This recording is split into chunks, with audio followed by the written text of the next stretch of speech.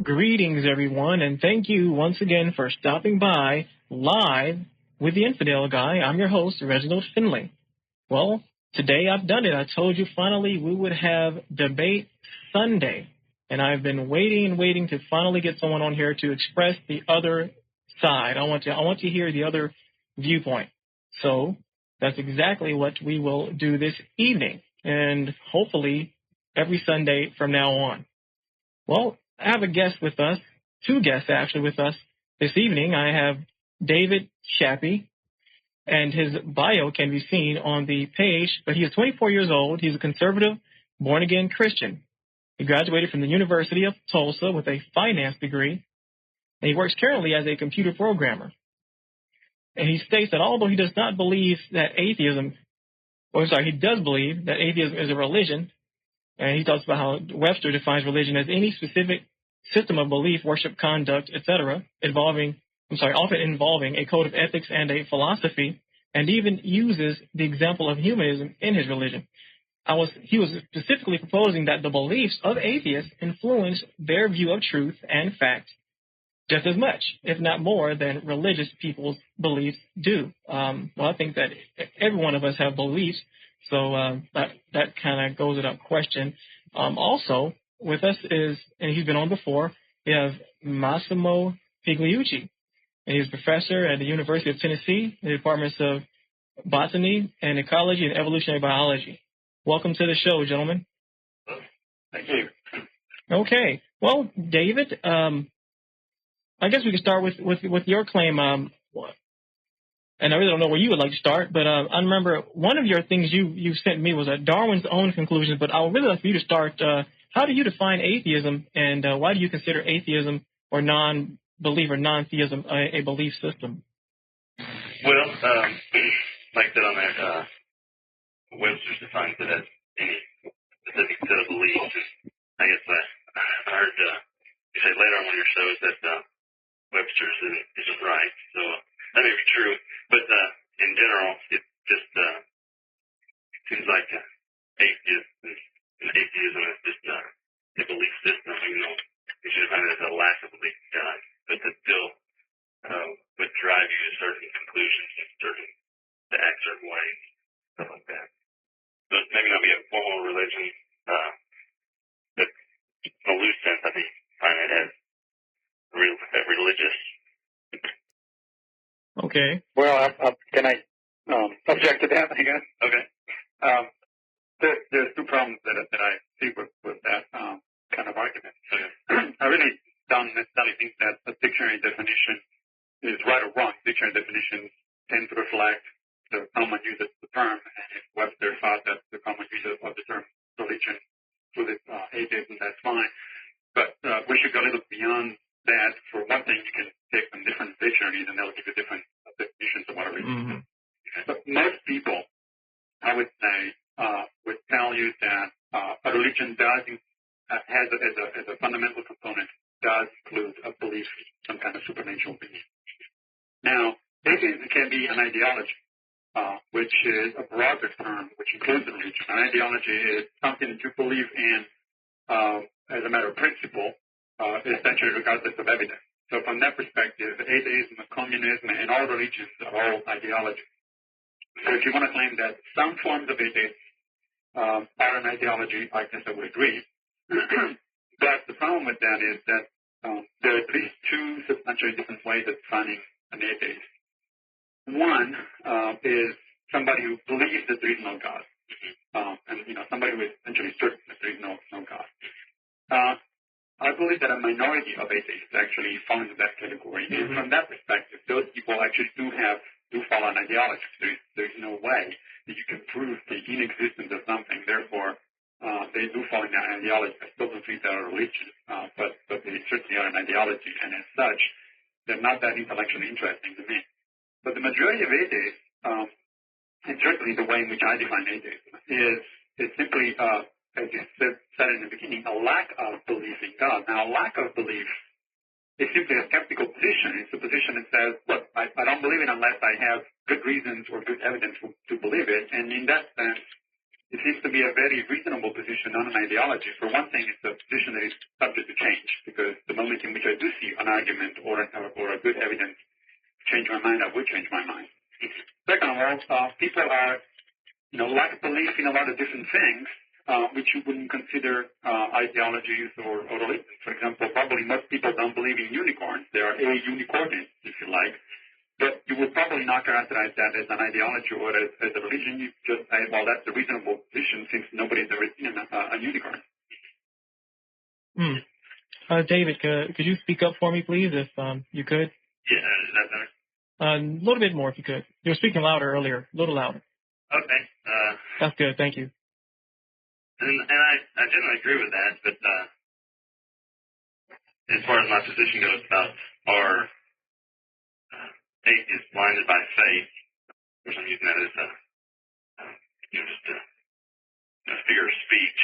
So if you want to define it as not being a religion, well, I still hold my position that atheists would be over-influenced by their ideology into ignoring certain facts that would fit into their belief system if they don't have a belief in God. And as far as most of the people that the atheists that I've talked to, it seems to me that their main problem with or the reason for no belief in God is not so much that they're just observed facts, but that they have either a problem with God or they just their lifestyle isn't one that would permit them to believe in God, because then they would necessitate a change in lifestyle. So how do you explain then people, for example, like me, who used to be believers in God? I was raised in the Catholic Church, and then they figure out slowly, not overnight, that really there was no really good reason to believe in any supernatural being, and certainly not in that particular version of the God. I was raised Catholic in that particular case. Right. I would say that basically that again, that you don't really want to believe in God, because it would require you to humble yourself before Him if you did believe that there was a. But I used to. Oh, well, I used to. So what in your opinion made me change my mind? Well, if I'm not sure why you would have changed your mind. Obviously, I don't know, but. And I myself was a believer as well at one point in time. And I guess I'm not sure how that has really to do with what I'm saying. I mean, with my point about not wanting to believe, and I guess I would just feel that then again that you just don't want to humble yourself before God, because that would, or at least not that. Maybe you have a wrong idea of that's probably a better reason that you have a wrong idea of what God should be, and He doesn't fit your picture. So then you reject it.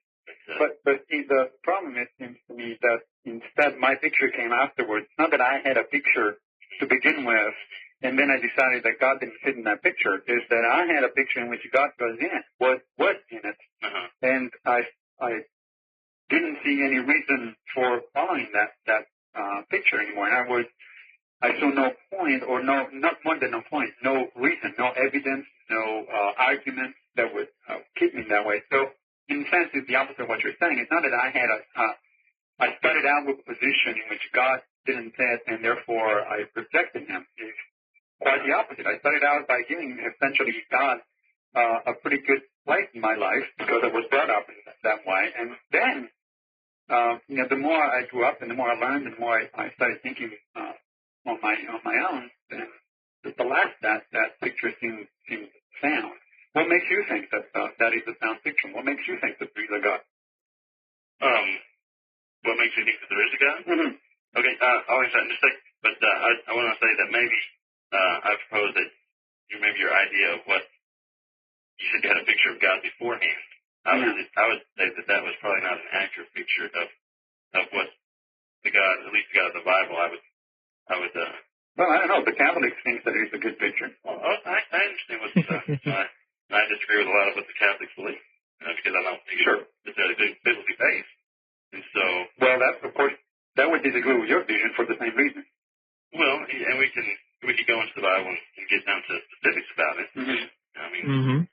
could. That. Eventually probably just have to. The evidence of the whole picture of the Bible. I think a lot of it is people take one specific verse from the Bible without understanding the full concept or the overview of what the Bible's trying to say. But what makes you think that you understand it and other people don't? Well, I might not. I might not. I agree with that, and I might be totally wrong. But I've studied it, and and you asked me the question of why do I believe in God, and this will kind of go into that. I believe in God for basically I think 3 or 4 reasons. First, I believe that when I was 10, I was baptized with the Holy Spirit and became a new creation, and so that's the first thing. And I remember at that time, definite emotional and mental differences that I had, and I don't know if I can say that I can remember definitely spiritual differences. I can't. Nothing. I can't remember anything physically, but I do believe that emotional changes for sure happened, and the mental changes that's for sure. And you could claim that was just just all my, but that's not necessarily the case.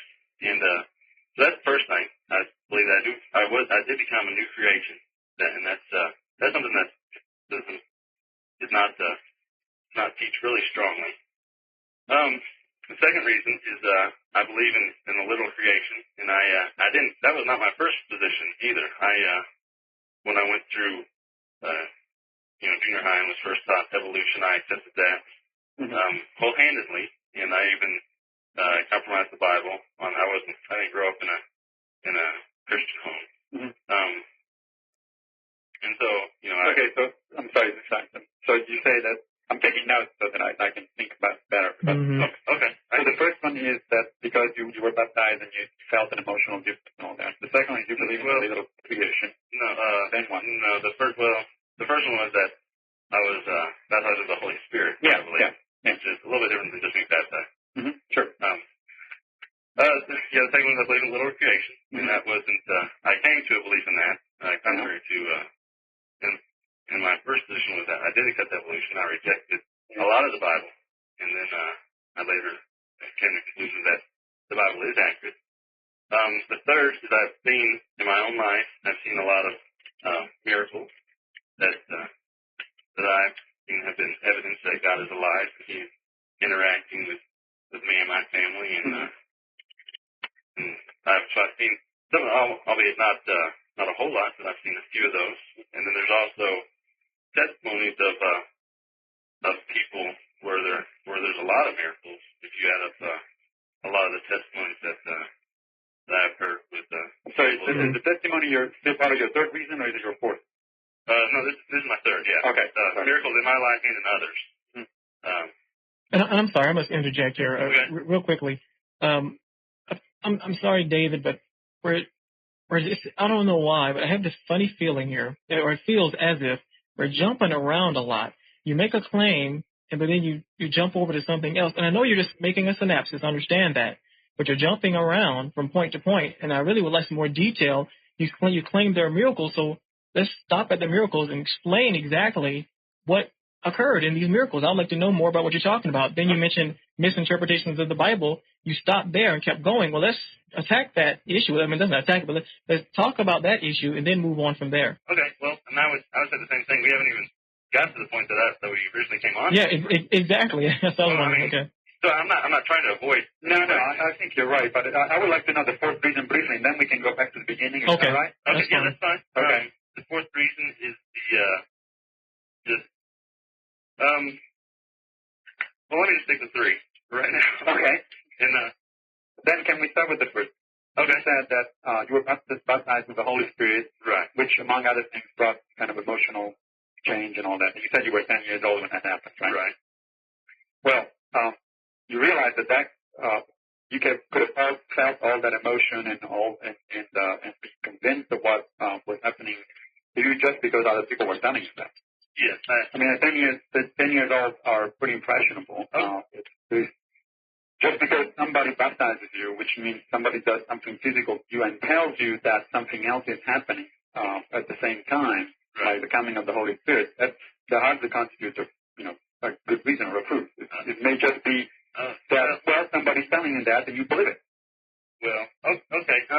First of all, on that, now this might be not the case in every case, but in my case, no one told me that I became a new creation at that time. That is doctrine that I later picked up when I was in high school. So, but I understand what you're saying, and that's definitely true. I mean, I can't prove that to you anyways, but also in the same sense, you can't prove that didn't happen. And there's millions of people who would say that has happened, and I would claim that you say you were a believer, but if you were never baptized with the Holy Spirit and became a new creation, then you were actually. Well, I was baptized, and they told me that it was the Holy Spirit. I understand. I have Catholic friends, so I understand. Catholic baptism. So that's a lot different than, in my opinion, and from I can show this in the Bible, than being baptized by the Holy Spirit and becoming a new creation in our spirit. Okay, so let me go back to one point that you made just at the beginning of just a minute ago, which is you cannot prove it, you agreed, but I cannot disprove it. Right, exactly. That's absolutely true. The problem seems to be, however, that the burden of proof is on you, not on me. Oh, I agree. And the reason for that is because you're making a fairly extraordinary statement. You're telling me that something miraculous happened essentially during that baptism, and that a supernatural being got in contact with you. Well, that's an extraordinary statement. Therefore, it seems only fair that you should be having the burden of proof of this matter, and not the other way around. I mean, I cannot disprove that you right now don't have a unicorn in your room, but you probably don't. Right, I agree with that, and I would not say that you need to believe that there's a God because I was baptized with the Holy Spirit. That's not one of my claims. That is, you asked me why I believe in a God, and that is one of them. And, right. Okay. So, second reason then was you believe in the literal creation, but that's not a reason for you to believe in God. It's the other way around. It's because you believe in the God of the Bible that you believe in creation. So you cannot use that. It's circular to use a belief that you derived because of your belief in the Bible as a way to prove to yourself or to anybody else the existence of the God who wrote or inspired that Bible. Okay. Right? Well, like I said, like you said earlier, you said that at first you believed in God, and then you came to the to conclusions based on looking at facts and evidence that there was no God. And so that's why I made that same statement concerning creation. My first conclusion when I was really first taught evolution was that evolution was correct. And then and that was in conflict with my beliefs.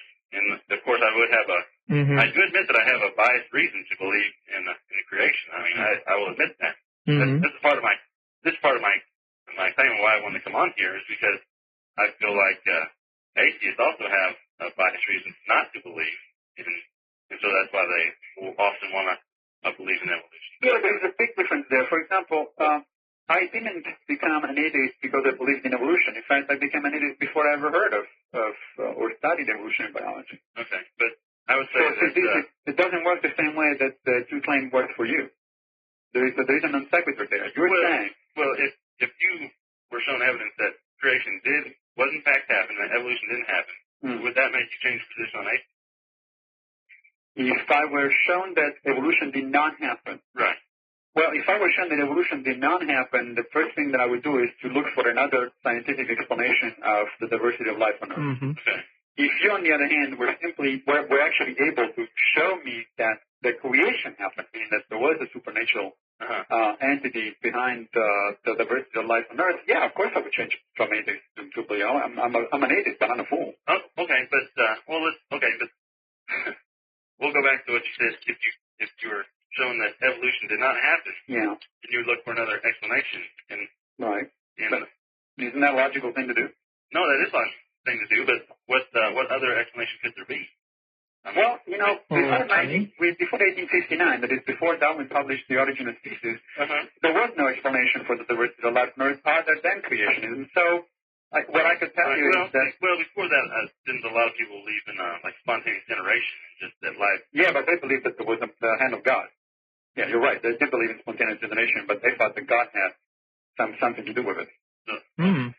So before Darwin, there really was little in terms of naturalistic explanation of the diversity of life on Earth, with a couple of exceptions. And it's possible that Darwin was wrong. Well, so what? If Darwin is wrong and I don't have another answer, maybe that an answer is still there. That doesn't prove that there is no answer. Okay. And so, and I think this is a good example of my point, is that, you can't even, unless you can think of another explanation, there's not even one, you can think of to me, and so that would lead. Well, actually, there are plenty of other religions out there who have very similar stories of creation. Okay, right. But those are all religions, and so it all points to a God.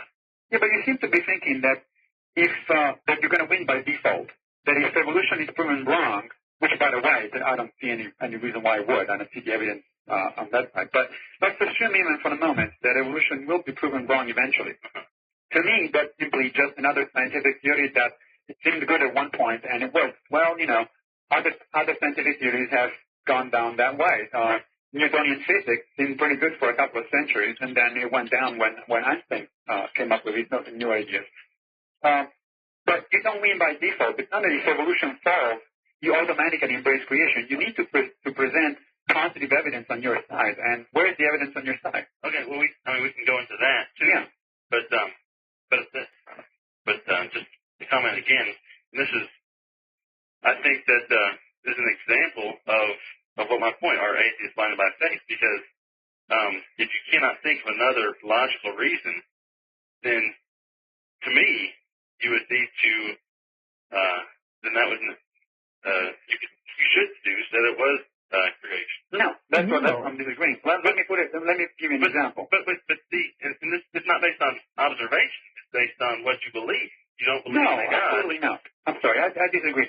First of all, it is based on observation, because the reason I consider the theory of evolution correct, I don't like the word believe. I don't believe in evolution. I just consider the theory of evolution correct. Right. It's because I've seen plenty of evidence. But what we're talking about here is the hypothetical case in which, for whatever reason, it turns out sometime in the future that evolutionary theory is actually wrong. Okay. Well, what you're saying is that if that happens, then by default, automatically I should start thinking about a creator. And what I'm saying is that assumes that there are only two solutions to the problem, and that's definitely wrong. Mm-hmm. If we were having this discussion, say, 2,000 years ago, okay, and we were having this discussion in front of a thunderstorm, looking at lightning and thunder and things of that sort, well, neither of us would know anything about electricity or atmospheric movement or atmospheric physics.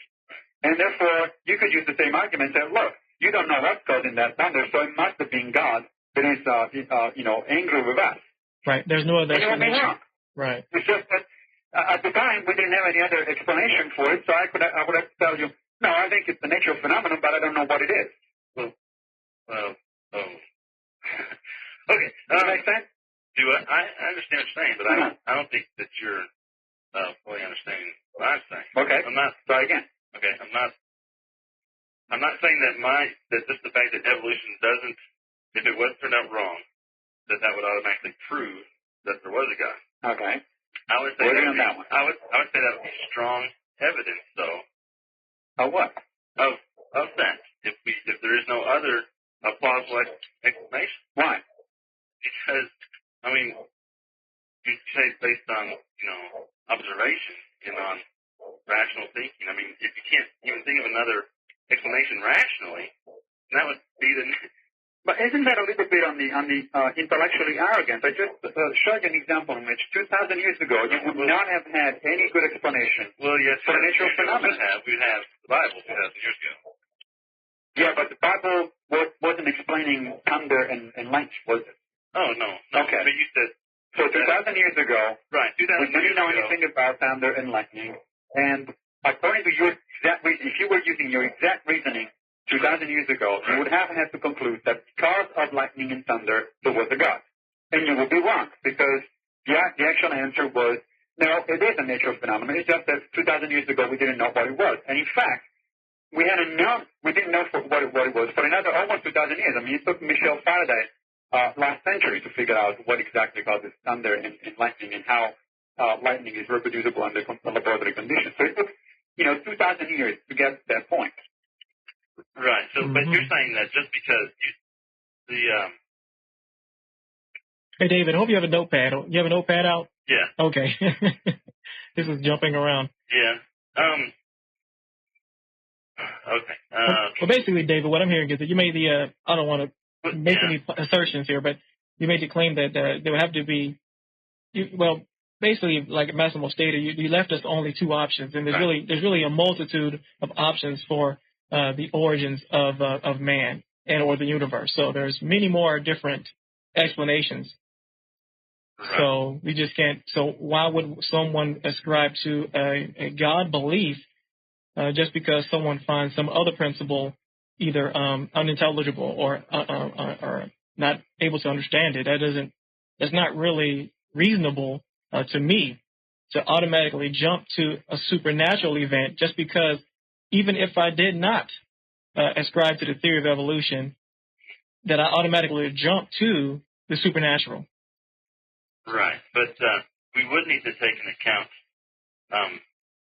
creation. I mean, or the fact that we're all here and that, life always comes from life and stuff like that. And so, your example of the lightning bolt, or the lightning, you could say, well, that, came from Zeus or right. Right, and that's what you would have said 2,000 years ago. No. Well, the Bible doesn't say it. I mean, the Bible, but it's the same reasoning. I mean, obviously the Bible doesn't say that, but you're using the same reasoning. You're telling me right now that because I don't know something, I don't know to explain the nature of phenomenon, then it must have been God. Well, no, there was no, because if we can, it could have been just, the other thing is that, it could have been, coming straight from Zeus. That was one option. Sure. Or the other option would be, the other most likely option then would be that it's just, a part of nature. Right. Okay. And so, and we didn't know, obviously you couldn't prove that it was just nature then. Yeah. Right. Right. And so the other option would have been, Zeus. Yeah. But if you could have been wrong. Right. Yeah, but would have been wrong because in fact, right. But if you could have proved then that it wasn't just an act of nature, then to me, it would have been, maybe it is just like God, some God is making lightning strike. If you could have proved that it wasn't. Of course. But we know now that that is not the solution. Right. So I'm saying, but I guess maybe I'm not understanding exactly what you're saying. Well, let me move to your third point. Your third point was that you've seen miracles and you talk to people that have testimony miracles. Could you expand on that? What kind of miracles are you talking about? Okay. Well, I've seen, first, and I will admit that these could be coincidence. You could say, well, that's just coincidence. But, that's probably one. But I was about to say the same thing, Massimo. Yeah, David, that actually kind of makes whatever you're about to say right now, it's more than strike one. It's more like 1.5. You just totally destroyed your argument. You split it in half. You destroyed 50% of your argument right there by claiming that it could be a natural event yourself. It could be. Let's see an example or two. I mean, what is it that we're talking about? Okay, we can show some examples.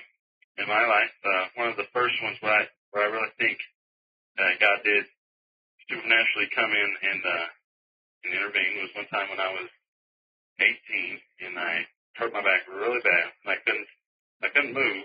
I had to have people carry me home. I was out, and it was just extremely painful. I basically had to crawl to bed. So I was in bed and had a ceiling fan. And it was just, there's a chain on the ceiling fan just rattling, just kind of chinking the light.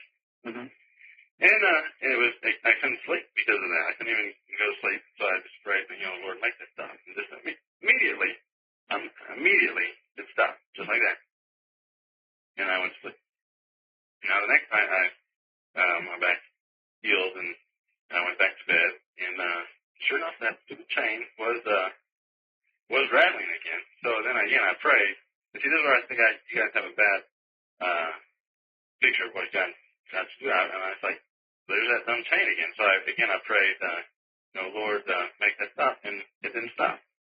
So does that mean that the first one wasn't a miracle? Well, no, I think that the Lord told me that, I just need to get off my butt and go, I had 6 sins, and I did. But, okay, that's one. And so you could say, well, coincidence. Well, yeah, was pretty miraculous, wouldn't you say? No, I would say so. I mean, you said it happened every time that you thought about that, or just every time that you prayed. That would have been really miraculous, and then there would be something to take into consideration. Right. But something that happens once and it doesn't happen again, well, yeah, it could be a coincidence. I mean, right. How can you say there was not a coincidence? Okay, but when you get in my life, there hasn't been thousands, but I've had about 6 or 7 of these real. I mean, I'm not. These are the ones that I think are really miraculous. I've had a lot of other things I believe are answered prayer, but these I have about 6 or 7 that I think are miraculous. And so I've had 6 or 7 in my life of, Give us another example, man. Okay, well, hold on a second. Let me finish the point. So I have 6 or 7, and there's other people's lives. Like, have you ever heard of George Mueller of Bristol? No. Okay. Well, I would highly suggest you read his biography. He had literally thousands of examples. I could go into some of those if you want to. And then he lived in the 1800s. And then there's modern people, like, have you heard of Bill Gothard? Mm-hmm. Yeah.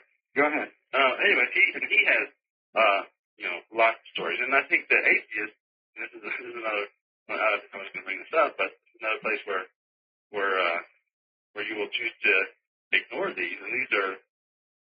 But you realize that stories are not evidence. They don't qualify as evidence. They're not hard evidence, but it is. No, it's not evidence at all. Because if you count stories as evidence, then you should believe not only in God, but also that Elvis is alive and that people go and sleep with extraterrestrials. No, why not? There are millions of people literally who claim to have been seen UFOs or being abducted by extraterrestrials, and literally thousands of people have seen Elvis alive. Right. Okay. So why don't you believe those? Well, you need, like extraterrestrials. Why is there another rational explanation? Mm-hmm. Okay, but with and those very could be on their minds, or a very logical other explanation. Whereas, there's not really just a good reason that if it was just rattling over and over and over and over again, like it was. I mean, this was for minutes, and I just prayed, and it just stopped. Well, that's not reasonable to assume that God's best. Oh, no. No, I don't think so. I think that your standard for miracles is pretty low. I mean, if we were talking about parting the ocean in front of you, that'd be a miracle that would impress me. Okay. Or an amputation. Having a rallying fan, no. I'm sorry, but it doesn't really impress me that much. Okay. And I'll get for some other ones. So I'll give you some other ones. Just all the other ones have to do with money, and just there's been times where we have. Well, I personally believe that it's obviously not to borrow money, and so we don't do that. We just pray for things. And just like one time we didn't have any money, and I just got paid, and so me and my wife and my son, we just prayed that the Lord would provide us. And well, actually, the only money we had left was the money that we were going to give to churches, so we could either give that to him or we could choose not to choose that. So we decided to trust God, and so we went ahead and gave our money, and we prayed that the Lord would provide us something. It turns out that unexpectedly from the sky, it just fell out. The sky, right? No, it didn't fall out of the sky. I'm sorry. I'm being facetious here, but go ahead. Okay, there was my wife's great aunt just gave us a check for $50, and I didn't ask her for it. It was for a graduation present, but I didn't send out any announcement. I wasn't expecting it, and it was just like, and that was actually the amount that I prayed for was $50 was all I was going to need, and it was the same day. But maybe that's a human being. A human being gave you that, David. A human being. It's not a miracle. I've been in worse. I've almost died 3 times. I've turned over in a U.S. Army vehicle, almost had a concussion, almost broke my leg, but I walked out unscathed. There was no God around. I had to depend on fellow human beings, my fellow soldiers, to drag me out of that vehicle. There was no God around. But Now, was that a miracle? I agree with you. I think that. Well, let me ask you another thing then David. As I said, I think you really. Okay. Now you can disagree with those. These are evidence that I have for. Well, I understand that. Okay. You can see them in evidence. I think that your standard for miracles is pretty low. I mean, your aunt probably knew that you were about to graduate, and so she sent you. Well, yeah, no, it was for graduation present. Great. So I don't see anything miraculous about that. But there was a time. But the problem is. Now the timing was pretty. Well, that's why they're called coincidental. At least coincidental, right? Okay. Well, but the point is, how many other times to you or to other people these things don't happen? Okay, that is a good point. That there's a pretty interesting tendency of the human brain which has been documented by psychologists all over the world, to remember the hits and tend to forget the misses. No, okay. I just. So, what happened the other times that you did pray for something minor or major and didn't happen? Was God distracted? Was it on the other line or what? No. See, no, okay. No, I'm saying that's a good point. He may not be there when you want him, but he's always on time, right, David? No, that's not what I was going to say. So how do you explain that? Okay, because I think you have a bad idea or a bad concept of God. And so God is not some genie who's going to sit up there. Every time you want something, he's going to give it to you. Every time you say, if you're real, come down and show me, and he's going to pop up. He's not going to do that. Why not? Because that's not God. That's not the... How do you know? Because, well, the God of the Bible. That's not the God of the Bible. There's nothing there in the Bible that I remember that says that God is or is not supposed to pop up whenever. No, there is stuff in the Bible. I can show that to you, too, where he says he won't do that. And he's... But why does he do it occasionally? Huh? Why does he do it occasionally? Well, he does that occasionally to prove, and he says why he does that too. He does that on occasion for those who love him, but also that's to glorify his name. I mean, this the eyes of the Lord look at the whole earth. Okay, then let me ask you one thing. Okay. If making your aunt giving you $50 glorifies the God's name. What do you think happens to God's name when he forgets all of a sudden that there are, say 300 people that are about to die in an airplane crash? Okay. What does that do to his name? Well, again, you have a concept of God where he owes everybody. No, I don't. No, I'm just telling you. I'm just asking you. No, okay, what does that do to his name? Okay, and I'm going to explain it to you. Mm-hmm. Okay. So you have this idea.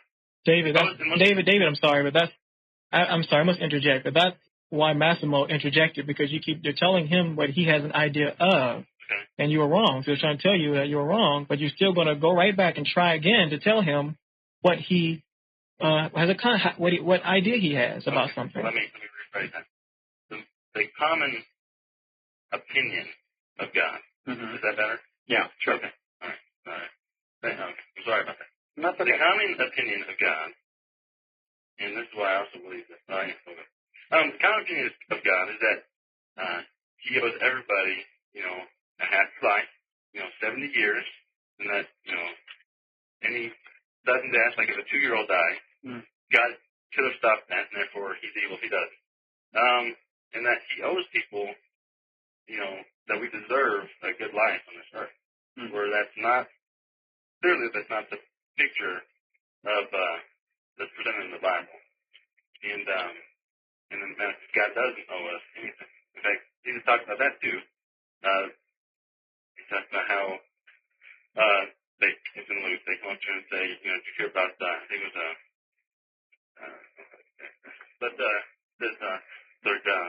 a building fell over and killed someone who I think was 16. And he says, and I'm going to put this on the text memorized. So basically he says, you act surprised like it was like God did it, but in fact, you should be amazed that you aren't well. Anyway, the point is that they should be amazed that they weren't consumed also. Wait a minute. But wait a minute. My point is Please. that God doesn't owe us anything. In fact, I understand. Okay, let's assume that God does not owe us anything. Yeah. Okay. God don't owe us anything. I would agree with that. Otherwise, it wouldn't be a God. If he owed us something, it wouldn't be godly of him. Okay. But the point is, when we go around and meet people, okay, say you meet a new person, or you hear about a new person, or something, or you read about a new person, normally the way you judge that person, the way you get an idea of what that person is like, is from the action, not the words, but the action that that person does, okay? Well, then let me ask you, what kind of judgment would you have, rationally and objectively, of a person who is good enough to give you $50 when you're in trouble, but is bad enough to let thousands or millions of people die in an accident, by disease, or for whatever reason, when they have no fault whatsoever? Right. Okay. Even if it doesn't owe anything to anybody, still seems to me that an omnipotent God, and especially an omnibenevolent God, who has the power to stop these things and doesn't do it, it's a pretty rotten thing to do. Okay.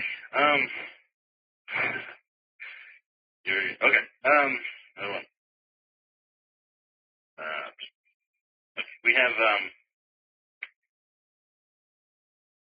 no, God does not, and this is this one's Bible. Okay. There's a certain point. Are you familiar with passage in I think it's also in Luke where that Lazarus and the rich man? Yep. Go ahead. Are you familiar with that? Yeah. Mm-hmm. Okay. And I'll just tell briefly just in case someone's listening that's not. Yeah.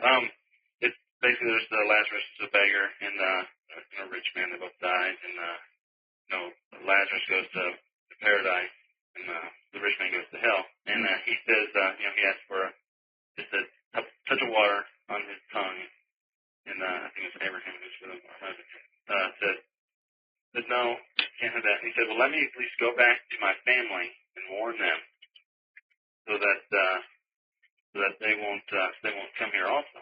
And Jesus says, now you can disagree with this principle, but this is at least and this is shown other places in the Bible. It says even if a ghost or a dead man came back and appeared to them, they would believe him if they don't believe Moses and the law. And so, well, I would say try me. Okay, and see, that's right. You have this. You think that you would, but this is shown over and over in the Bible. I mean, the Israelites clearly had, hundreds of miracles. David, you're not answering my original question. My original question was what would you think of the character of a God who has an infinite amount of power, right, but it doesn't use that power to avoid innocence to get killed? Right, and I'm saying there is no innocence that's going to be avoided to get killed. That's another. Really? So you think that, for example, a newborn baby who doesn't even know how to speak or think or do anything is guilty of something? Okay. Well, now that a newborn baby, no, because a newborn baby hasn't reached the age of accountability. And yet they die by the millions. Okay. And God doesn't do anything apparently. Well, a newborn baby dying is not evil, because a newborn baby will go to heaven, and so. Oh, really? It's not. I'm sorry, but several of my Christian friends don't believe that is the case. Okay. And especially if he wasn't baptized, he's not going to go to heaven. Okay. Well, I think we can show from Scripture that it does, like that. No, they show me the Scripture. They claim that their position is based on the Scripture. Okay. Well, okay. In my opinion, it's not evil, because a newborn baby will go to heaven if God chooses to take it up. Oh. Okay. Now, and other people are not innocent. So you think that by definition, anybody that gets killed without God intervening is actually guilty of something and deserves it? We all deserve to die. How do you know that? Because that's in the Bible. Because it says in the Bible. Do you realize that that's entirely circular? I mean, you're telling me that you believe in the Bible because you believe in the Bible, essentially. No. Yeah, that's the reason. I mean, I asked you. Well, not so much. You asked me if what was your question? The question was, do you believe that anybody that dies without God intervening to save him or do anything about it is deserved it? Right. I'm saying yes. Whoa, let's not forget here, David, that there are plenty of cultures who does still, even till this day, in some remote parts of the world, do not even know the story of Jesus. Right. Because there's so many other stories that are just like that myth, that they just regard it as myth. So they wouldn't, so that they don't even know this story you're talking about, and they're adults. What's going to happen to them? According to your Bible, they're going to go. All these other stories that are just like that, but according to your Bible, they're going to go to hell. Excuse me? According to your Bible, they're going to go to hell, though, right? Right. Anybody can reject the revelation that they've been given to them by the Creator God. They only are accountable for the revelations they received. For instance, the people before Jesus did not get the revelation of Jesus. Uh-huh. And so they did not go to hell because they didn't believe in Jesus. We didn't either, David. Excuse me? We have not either. Oh, well, no, you have. No, we haven't. Don't you find it odd, David? Why? No, you really have. I mean, well, let's think, David, for 1 second. So okay. let me interject, because I've been really said too much during the entire time, and I really don't want to beat up on you, so to speak. But let's think about this for a second. Okay. In this day and time now, we have a lot of technology now. We have, almost everything that is done, horrendous, we hear about it on the news today. It would make more sense that Jesus would appear today rather than when he did back then, according to your Bible. Don't you think? So my point is that. Okay. Yeah, that's a good point. See, my point is that. I haven't thought about that, so. Yeah, see, my point is that you're trying to say that basically, in simple terms, you're trying to say is that Jesus has tried already, and I don't think that's fair. Do what now? I don't think that's fair. What would be fair is if he comes today, and then everybody would be Christians, and everybody would live happily ever after. Right, but of course, when he came back then, of course, the people killed him. They didn't accept him then, and so you're saying, but if he came now, you would accept him, even though they didn't then. Only a few people accepted him back then. But if he came today, then that would make it better. Barry, all I need is a couple of really good miracles, or one for that. Right, and the Bible teaches that when that you would not believe. I think if I would ask God to try out. Huh? I mean, who says that I wouldn't believe it? Because you have received the revelation of creation. No, all I have received is somebody. Listen, you have received at least the revelation of creation. No, we have not. The only thing that I have received is a book written by several people over a period of hundreds of years, which was written more than 2,000 years ago when people had no idea or very little idea about what the natural world. Okay. That's all I received. And but you look there are so many other books like that. Okay. But you look outside and you see creation.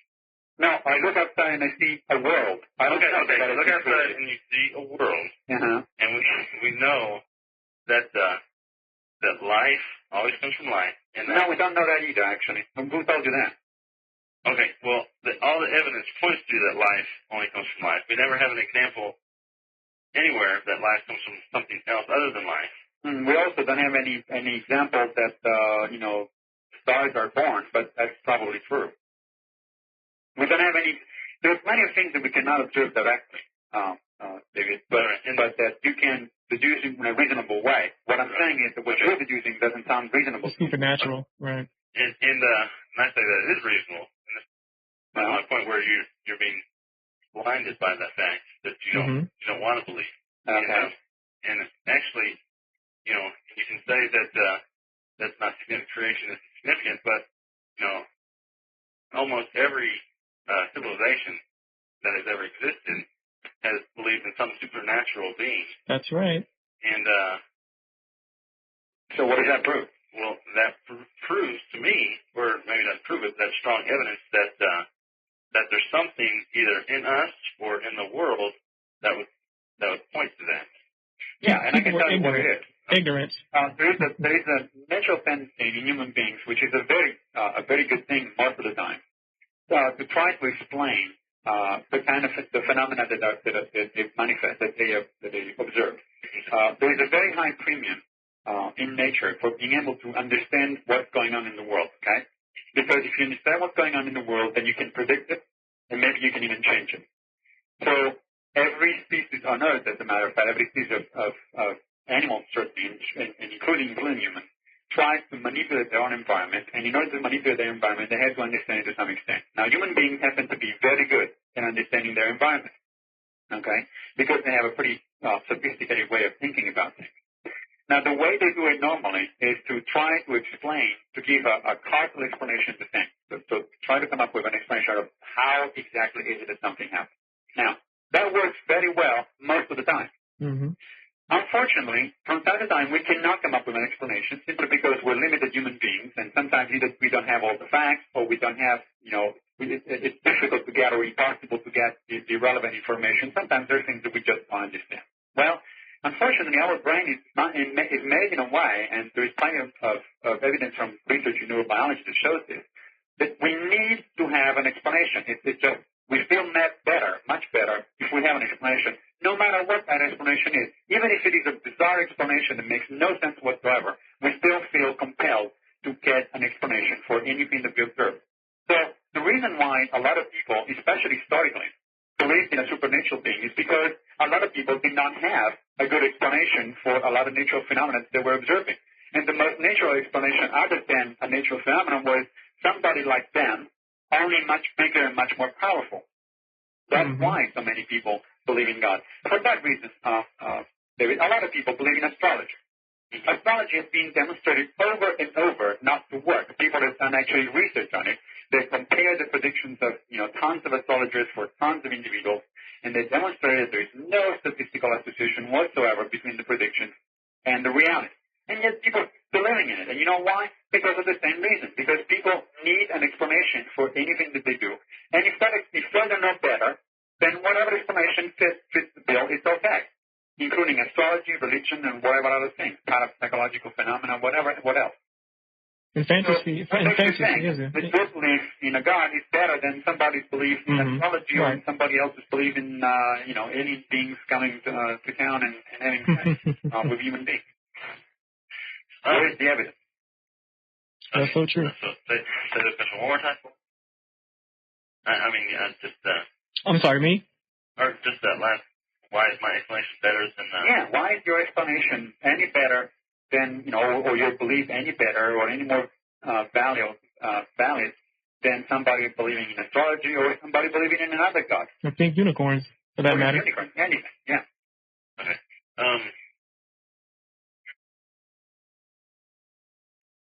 I'm going to have to think on that one for a minute. Maybe I'm not really understanding what... Well, what I like to do is make a strong twist here, because we're almost at the top of the hour, and I'd like to make a switch here, if you don't mind, Massimo and David. You mentioned that atheists evade the first and second laws of thermodynamics when considering the origins of the universe. Right. Okay, and how is that? What is the first? What are the first and second laws of thermodynamics? First of all, and how? First law of thermodynamics is law of conservation of matter and energy. And which means that it can be neither created or destroyed. Is that all right? Yeah. Okay. And that was given to us by James Joule. And do I believe was a Christian or believe that rejected Darwin? Plenty have. Okay. Anyway, and the second law is the law of increase of entropy, and basically in a closed system, then the entropy is always increasing, which is why we think that the universe has not always been here. Wait a minute, did you just say in a closed system entropy increases? Right. That's not right. Okay, I was just checking. Is that not right? Yeah, that's correct. Okay. So yeah, I think that that atheists will evade that, or tend to evade those two laws when they consider the origins of the universe, because most people don't believe that. They either do one or the other, because they'll either believe that the universe was always here, which I don't think many hold to that view much more. Or they believe that it just came about by some natural means. And I think that the first law of thermodynamics states otherwise. Well, it's interesting that you bring up this point, because no physicist has any problem with, say, the theory of the Big Bang and the laws of thermodynamics. Okay. And yet physicists, you must admit, are the people that actually understand better, both than you and I, what the laws of thermodynamics are about. Okay. That's physics 101. The reason they don't have any problem with it is because the laws of thermodynamics apply under certain circumstances. And one of the circumstances that has to be there in order for the laws to apply is that there has to be a lot of particles, because the laws of thermodynamics are statistical laws. Okay? So they only apply to complex systems made of a lot of particles. The universe, at its origin, by definition, was not a complex system. Therefore, the laws of thermodynamics simply did not hold before and at the beginning of the universe. In fact, right. That's my point. That's my point right there. Because if they did not hold, then there cannot be any contradiction between the origin of the universe and the laws that were not in place. Okay, I didn't really say that they were in contradiction. I said that they go around them, they evade them. And so, right, you believe then that the first law of thermodynamics did not hold during at the origins of the universe. It's not a belief. Okay, physicists would tell you that it has to be that way because the laws of thermodynamics only apply to large systems, to statistical systems. Therefore, it's not a matter of believing or not believing. It's a matter of physics. Okay, so the first law of thermodynamics. All of the laws of thermodynamics. The whole of thermodynamics. Okay, well, let's just talk about three laws. Right. Okay? Right. All laws of thermodynamics apply only to statistical systems, that is, to large systems, not to small or to closed systems, as you pointed out in the beginning. Not to closed systems. Right. Certainly not to closed systems, and not to large systems either, because they are laws about the average exchanges of products between particles. Okay? If you don't have many particles to exchange things, like heat, for example, then you cannot have a law of thermodynamics. It's not denying it. It's just a logical conclusion that any physicist will tell you. If you take a course in physics, they'll tell you that the laws of thermodynamics do not apply at the origin of the universe. That doesn't mean it's not a negation. It's just a matter of a statement of fact. They cannot apply to any system such as the original universe. Okay. Well, I'm not an expert on physics. I don't think that at all. But I'm not sure if that's right. That every physicist will say that, because I think there are some that would disagree with that. Well, doesn't it strike you as fairly odd that physicists are the people that both believe in the Big Bang and believe in the laws of thermodynamics? They don't see any problem. So if they don't see any problem with that, why would anybody else? Right. Well, I think including in all physicists is not correct. I think there are some that do, and I think there's. I'd like to show me a physicist who says that a real physicist, somebody who is actually practicing with a PhD in physics. No, the PhD in physics is not enough. Somebody who is practicing physics, somebody who actually works in a university as a physicist. Okay, well, I don't know. I know of one with PhDs in physics. Yeah. I don't know. Look, PhDs count only up to a certain point. I can tell you that, right? For first experience. Okay. Well, okay. Thank you. So in other words, Massimo, you're saying you have to stay within the field and continue to study. And, right. Okay, so that is true. I know a lot of scientists or a lot of individuals with PhDs who study creation, or who are now creation scientists, but they don't necessarily work in that field. Okay, well, I know one that does. And you said, I've heard you, I read a debate that you had with Dr. Gish that you have on your website. Yeah. And so I read that before we came on. Yeah, but Gish is a biochemist. Right, but I'm not. But in that debate, you said that there's no. You said that no geologists hold that, or no. Well, do you believe that no practicing geologists believe that the Earth is a young Earth? It's just. Yeah, I would think that it would be pretty hard to find a geologist who believes in 6,000-year-old Earth. Well, I do know but one who is considered a world-renowned expert in geology, who is a practicing geologist who does. Yeah. John Baumgartner. He created the Terra system. Have you heard of that? Yeah. Jen? Yeah. Okay. And so he's a practicing geologist who believes in that young Earth. In fact, that whole that system is literally all over the world, and he created that. David, the problem is, no matter how many degrees people have, you can always find a crackpot or two that hold a degree and also have fairly wrong ideas about that particular field of inquiry. Now, you're saying, okay, I found one geologist, or even two. I consider even 10. I don't care.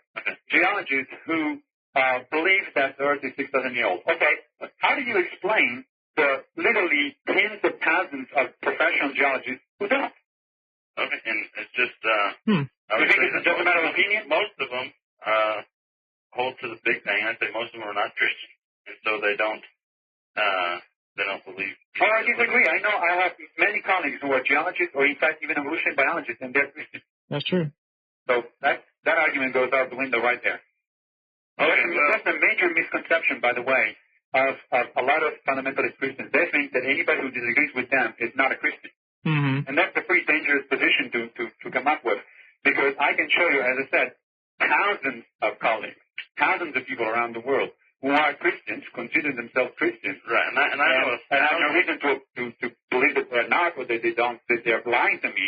And yet, they are geologists, they're evolutionary biologists, they're physicists, they believe in the Big Bang, in the second law of thermodynamics, in evolution, and all these other stuff. All right, and I submit that most people who claim to be Christians are liberal Christians and really don't know the fundamentals of Christianity and are not born again Christians and don't really understand. But you know what you're doing that way. You're getting again into a circular argument. You're defining out of existence anybody that disagrees with you. You're saying, if they disagree with me, they're not Christian. No, okay. I'm saying if they disagree with the Bible, what I consider the fundamental principles of the Bible. Yeah. Then I do agree that I'm saying that, and they're not Christians. I think that most people who claim to be Christians don't read the Bible, and there's a lot of Christians who say they're Christians, but they don't believe in a literal heaven and hell. They don't believe in a literal Jesus, and they still call themselves Christians. Yeah, but who are you to tell them that they're worse Christians than you are? They believe that they're perfectly fine Christians. Oh, okay. Isn't that a little bit arrogant on your part to say, no, I am the one that got the truth, right? Well, I'd say mine is more consistent with the Bible, and by... That's what you're saying, but that's not what they think. What I'm saying is there are people here... I agree with that. Okay. I agree with that. But so what makes you think that you are the one that has the right position and those other people are wrong? Okay, because I think my position is we could better go up based on evidence is more consistent with the Bible. I mean, if they say based on evidence, if they don't even say that, based on the evidence of what the Bible teaches. I mean, it probably depends on which church you go to. Someone could claim that that Darwin didn't believe in evolution based on just the fact that he said that he thinks that, like, if someone believes that what did he say about the eye, that he thought it was absurdity. So you could use that one verse and then say, well, it was he didn't believe in evolution, but it's not reading them, it's not taking the whole book. And so if someone just well, let's talk about books for a second, shall we? I mean, what you're telling me is that essentially you believe in a particular book. Right. Okay. Now you agree that book was written a few thousand years ago by several people. Do you agree on that one? Yeah. Okay. You also agree that those people didn't have much of an understanding of the natural world at the time. Right. Okay. You also know. It's not. Compared to today. Yeah, I mean, of course, compared to today. Yeah. Now, would you also agree that that there are plenty of other people, both at that time, before that time, and after that time, that wrote books that they considered sacred, and that they considered the words of God? Yeah. Okay. Mm-hmm. My question to you is, why should I believe that one and not any of the other ones? Okay. And they actually predate the Bible. Yeah. Some that predated, some that were written after, some that were written at the same time of the Bible. Why should I pick the Bible over anybody else? Okay. The Bible is different than the Bible is different than any other religion in a couple ways, and maybe this isn't why you should believe it. But well, that's what I asked you. I didn't ask you what is different in it. I asked you why you believe it. I know that it's different. It's not, all religions are different to some extent. Mm-hmm. But why is it that you have to, or that anybody would have to believe that one as opposed to other versions? I might have to think on that one. Then I wasn't. That seems like a pretty big thing to think about. Because if you don't have any reason to believe in one version instead of another, or in one book instead of another, you may be making a big mistake. You might find yourself that even though you're a perfectly good Christian, you actually are going to go to hell because you were believing in the wrong God. Right. That could be very well be the case. Right, yeah. So you have to have some, not only some idea, but some very good idea to believe in one book instead of another.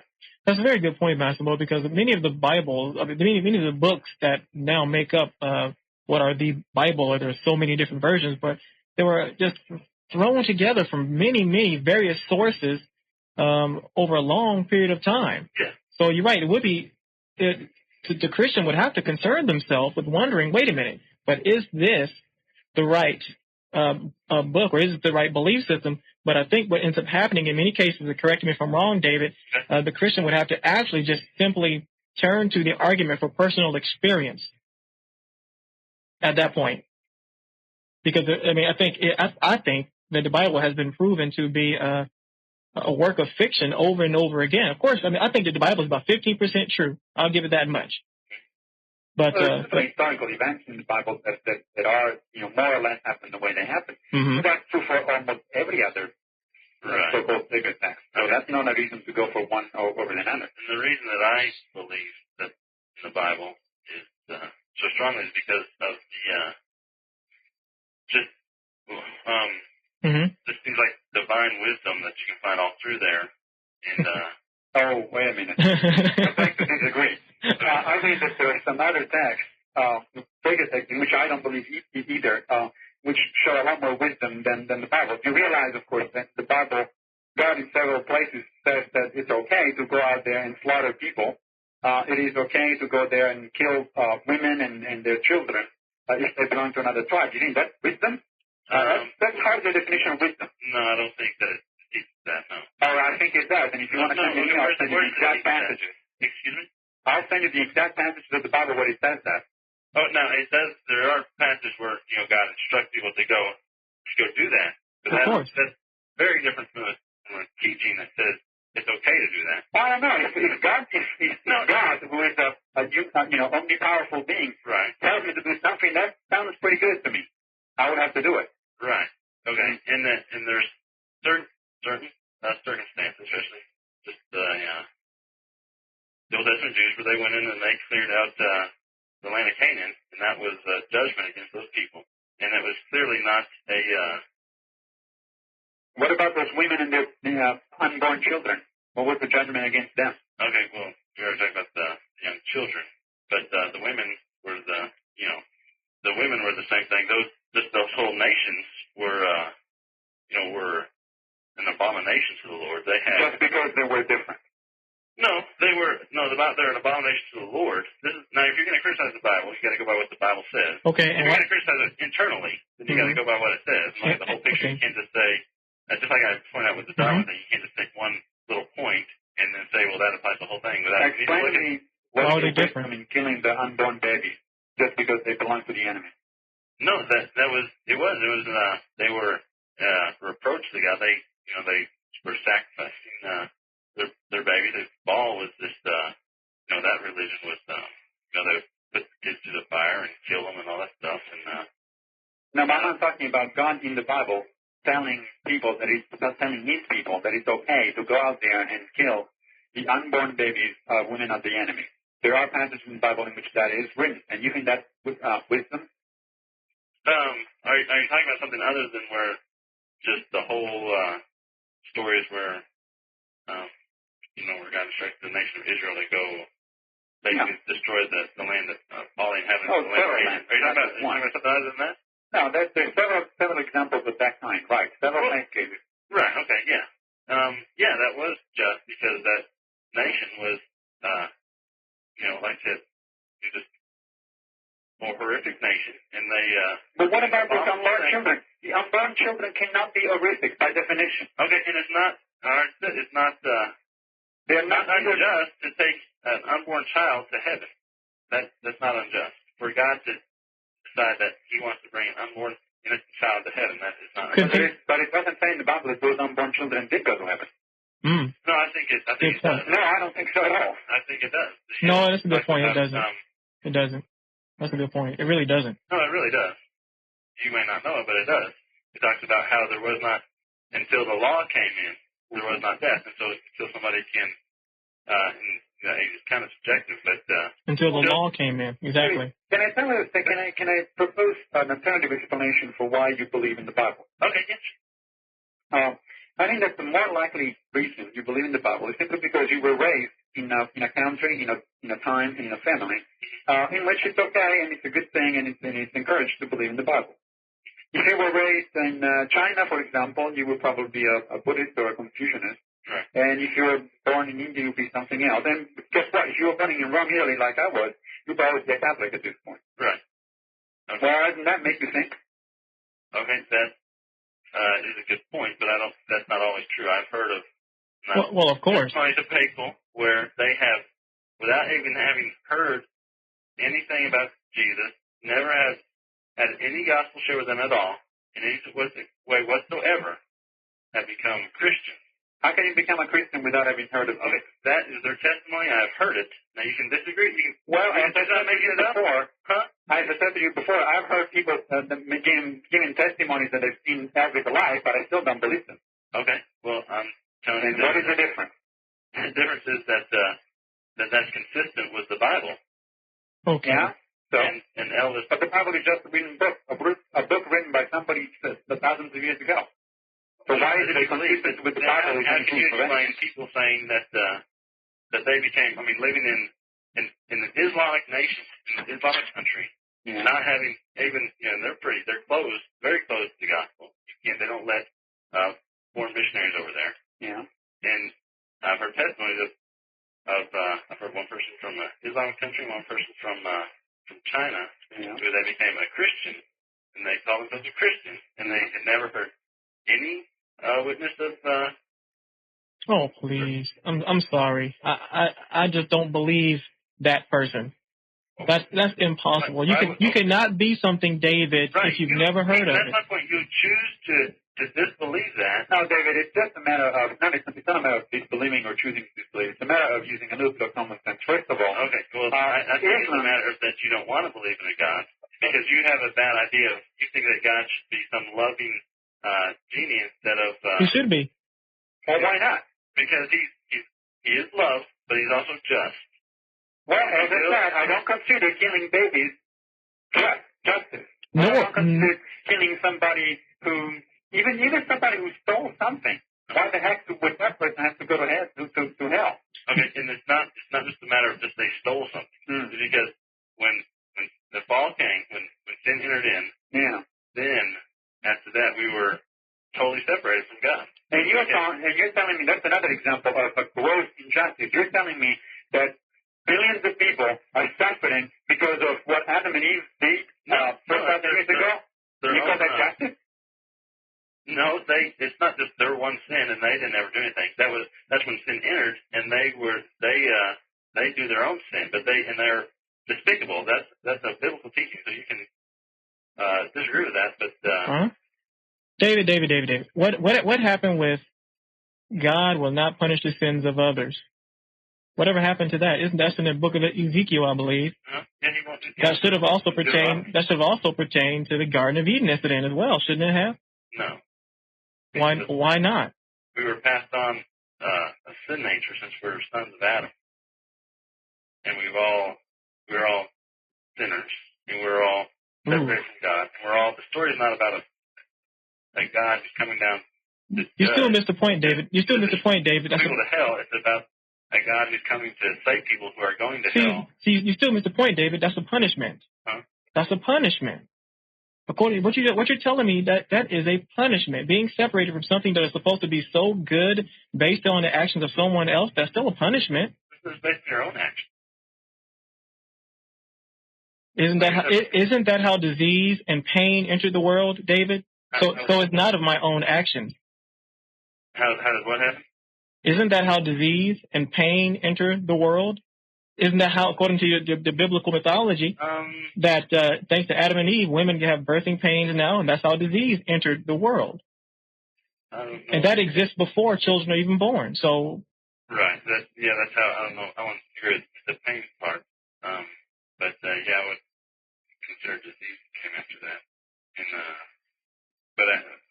no, I wouldn't actually agree with that. My point being is that people are suffering all over the world for the sins of two people, even though in the book of Ezekiel, God said he would never do that. That's not consistent with the Bible. So you can say that the God of the Bible was unjust because he killed people that are innocent, but that is not consistent with the Bible. The Bible says that all are sinners and that they deserve punishment.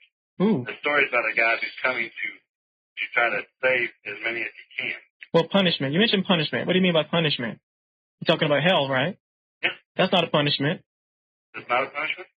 Would you send your child to hell for stealing a pack of cookies? No. Well, that's what God does, apparently. No. That's not what he does. Well, I think so. I mean, that's not consistent with the Bible. No, wait a minute. It's not stealing a pack of cookies. No. I'm using a modern analogy, David. Let's get real then. Let me go ahead and get more closer to the Bible then. Okay. Your God, according to the Bible, will send unbelievers to hell. Right? Right. That's just. Yes. Why? Because they reject him. Wait a minute now. What happened to reform? What happened to teaching? Isn't that what punishment is for? It's for helping you to recover. That's what punishment is supposed to be for. Punishments are not supposed to be eternal torture. That's not right. No, he's a God of justice, and so how can that be justice? What is just about sending somebody to hell just because he wanted to use his brain? Okay, see, this is my. Let's assume for a minute. Hold on a second. Let's assume for a minute that in fact you are right, that the Christian God of the Bible exists, and I'm wrong, and okay. So I'm going to go in front of him and say, look, I was wrong, but I was wrong in good faith. Meaning, I didn't mean any harm. I had a decent life. I conducted a decent life. I loved my wife and my child, and, I behaved pretty well throughout my life. I disagreed, I didn't believe in your existence because I thought I had, in good faith, I had good arguments not to believe. And what are you going to do about that? You're going to send me to hell forever? That seems the most gross injustice that I've ever heard of. Right. It's worthy of another kill, don't you think? Right. And so, but see, this is where I disagree with you on why you disagree or why you disbelieve. I think that first of all, you think, I disagree on two things. First of all, you think that your only sin is that you didn't believe. And what other sins did I do? Well, that your sin is that you were that you're just we're wretched and we can't. Sorry, that you're what, David?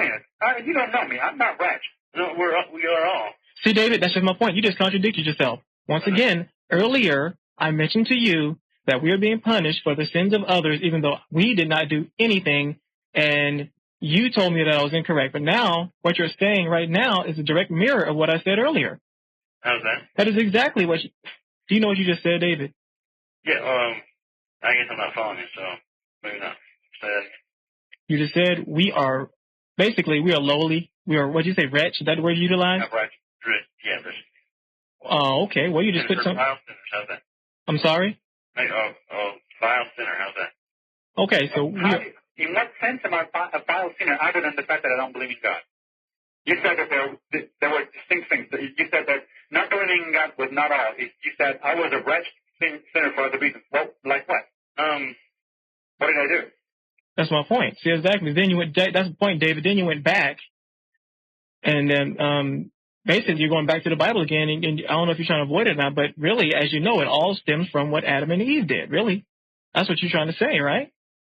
And I think sin entered because of Adam and Eve, right? And the only way I could be the only way, David, I could be wretched. Only way, David, excuse me, the only way I could be wretched and evil and vile would be if I were to follow the dictates of your Bible. Okay, and I do think you are making a good point, and this is, I will agree with you. This is hard for me to understand. That's good. I mean, it's important to think about these things. No, it is. And I think it is.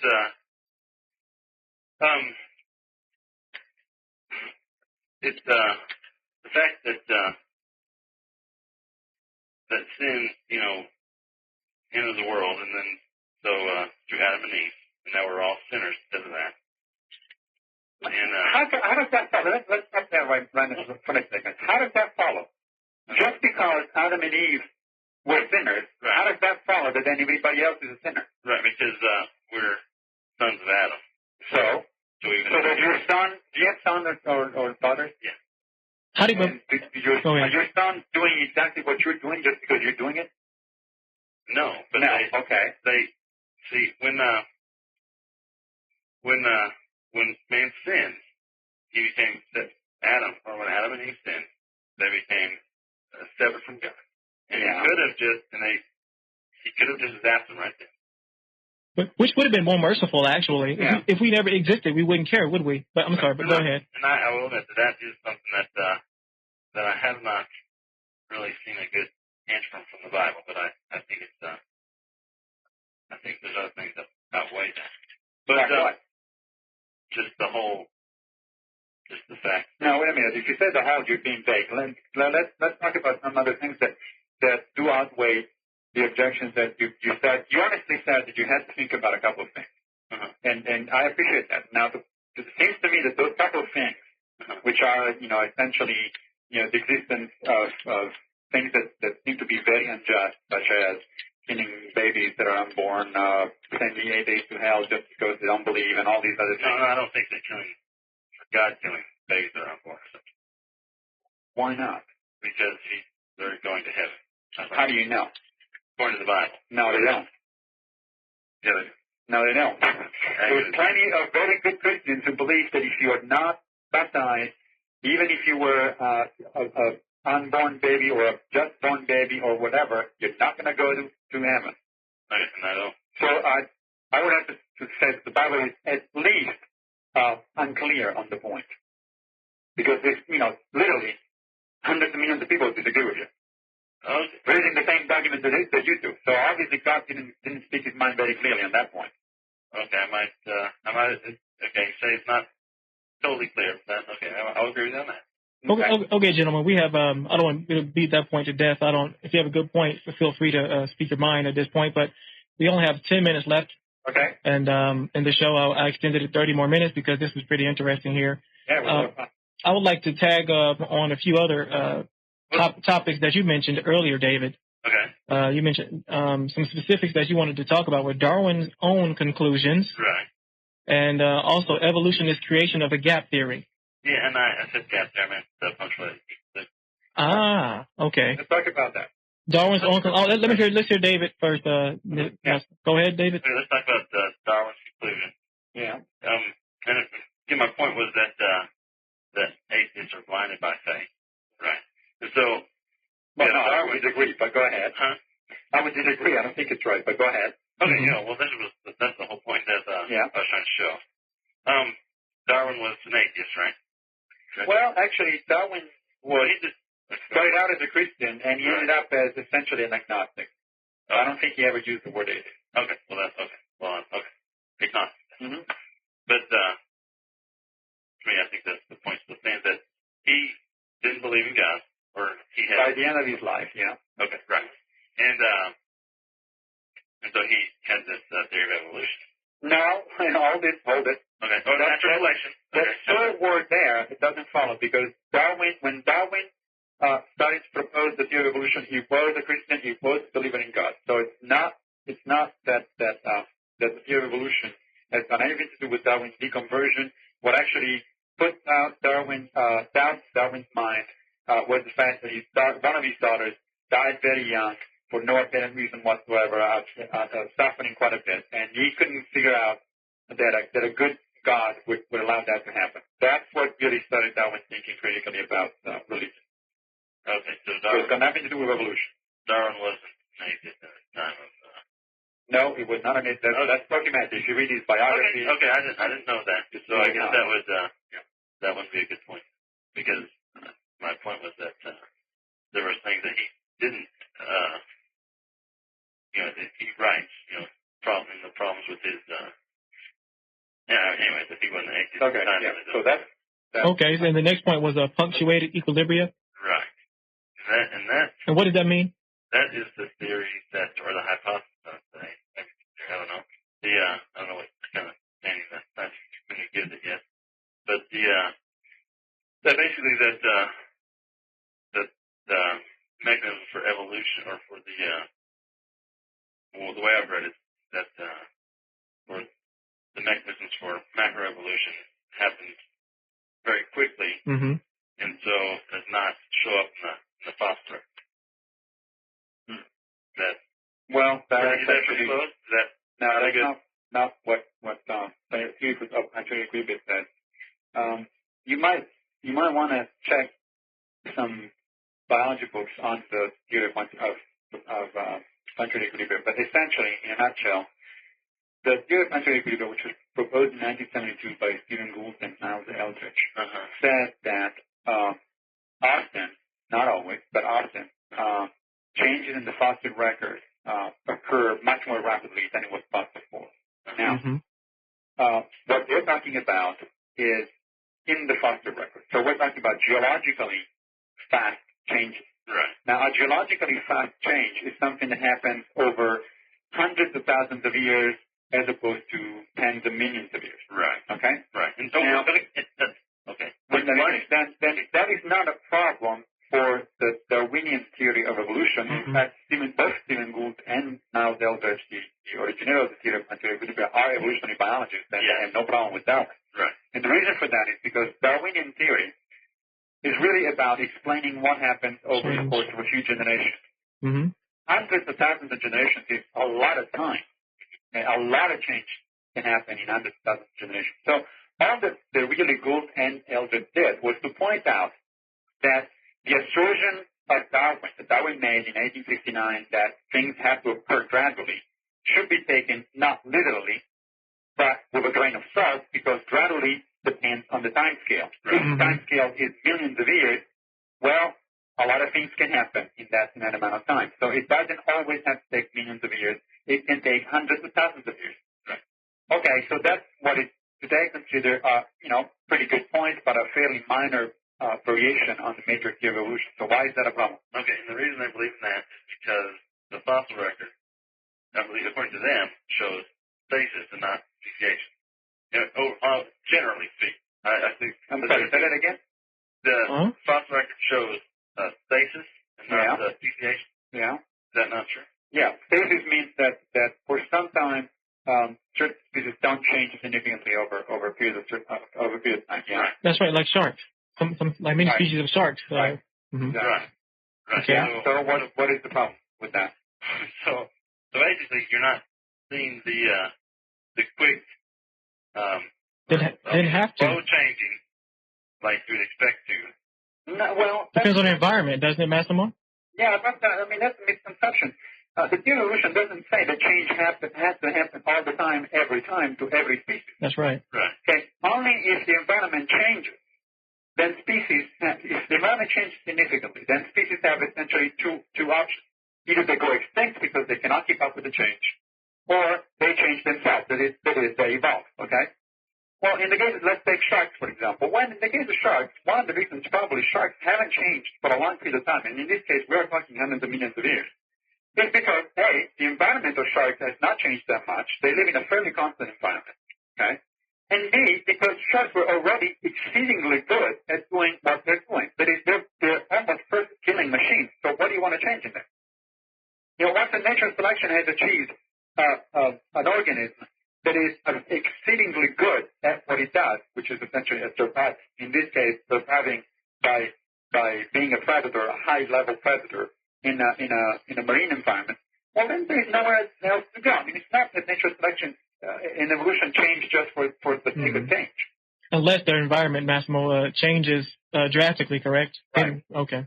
If the environment changes drastically, then natural selection it depends on the time scale again.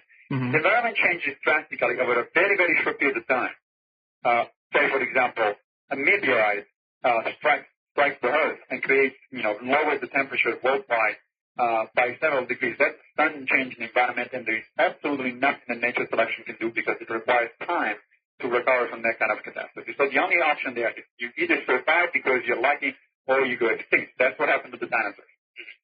If the environmental change is slower over a longer period of time, then species have a possibility to adapt. But as I said, like in the case of sharks and of other living organisms, there are plenty of species that don't change simply because they're very well adapted at doing what they're doing. So why change? Well, you don't fix something that is not broken. Sharks are definitely not broken. They're very good at doing what they're doing. What about random mutation? And I'm not sure that that you really maybe I didn't make my point there, because my point is that this theory is around, the functional equilibrium theory, because there is not it's just not the gradual change in the Actually, horse. I believe, Massimo, if I'm correct, there are some horse fossils. Yeah, there's plenty of evidence. What is there is a fairly complicated picture in which some species do change gradually. Well, in fact, you agree that it shows stages, right? So they don't. Not always, and not in all species, and not in all times. I mean, the point is, some species. The point is that there's not in the fossil record evidence of just a gradual change. Yes, there is. Plenty. Of what? Of gradual change. Yeah, there are plenty of cases of examples of gradual change. In all the cases of that you say gradual change, the species is fully formed, and so it's not like it's just as compared to half formed, David. I mean, yeah. Do you expect to see half an animal? What do you mean? Well, how would you say a leg? I mean, just like they just look at the lungfish, David. You can look at the lungfish. You can see that tadpoles is a good example. Yeah. I mean, the transition from fishes. Tadpoles, right? But they use those. But there's nothing where, I mean, all of a sudden you're going from something that all of a sudden you're not going from like something that has no legs or just like itty bitty, like tadpoles to something like I don't know, some snail. Let me know with the real little legs, like I don't know, but actually. Mud skippers. Look at mud skippers. You picked an example that is not particularly convincing because the transition from marine life to Earth, which happened about 450 million years ago, it's actually pretty well documented in the fossil record. There's plenty of fishes who show intermediate conditions, and there's plenty of early amphibians who clearly show the fact that we're amphibians, that we're mixed animals, essentially in between becoming coming from a marine animal to a terrestrial animal. And in fact, it's hard to ask for better intermediate fossils than in those cases. There's another thing to be considered in terms of fossils. Most organisms, the overwhelming majority of organisms, just don't fossilize. Okay, if you study anything about geology, you'll know that our fossilization process is exceedingly rare. Mm-hmm. So one of the reasons we don't find as many intermediate fossils as we like is simply because they didn't survive. They didn't survive in the rocks as fossils. But there are plenty of them. You're going to the incomplete. I mean, you're saying that it's not complete. Right. Okay, and I agree that it's not complete in all cases, but there's certainly like plenty of examples in lower organisms, like where we can pretty much conclude it's almost very complete. Huh? I mean, you're making the same argument that just because it's not there doesn't mean it didn't exist.